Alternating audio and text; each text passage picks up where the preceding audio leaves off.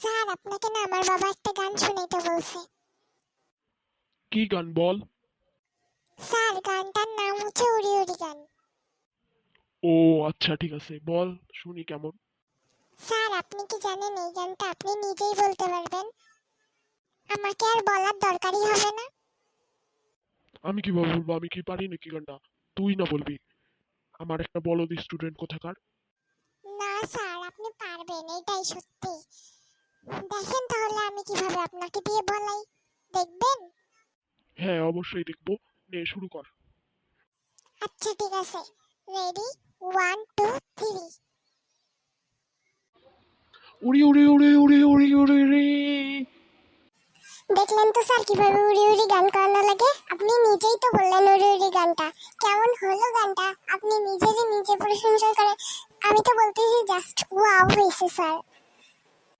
ওরে হতচ্ছাড়া বান্দর, কোথায় পালাবি আর? একদিন না একদিন তো আমার পা ঠিক হবে, তাই না? তখন দেখবি বান্দর কোথাকার।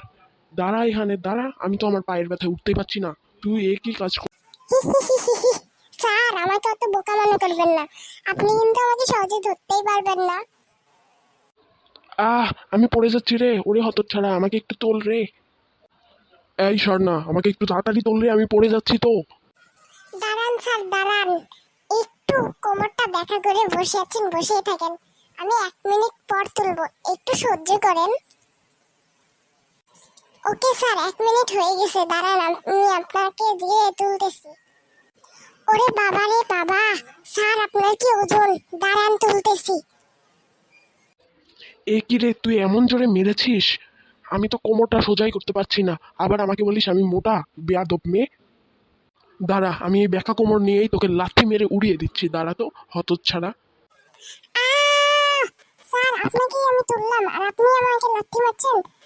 স্যার এটা কিন্তু আপনার ঠিক হবে না স্যার। আমাকে মেরে কোমর ব্যাকা করে দিয়ে আবার বড় বড় কথা? অসভ্য মেয়ে।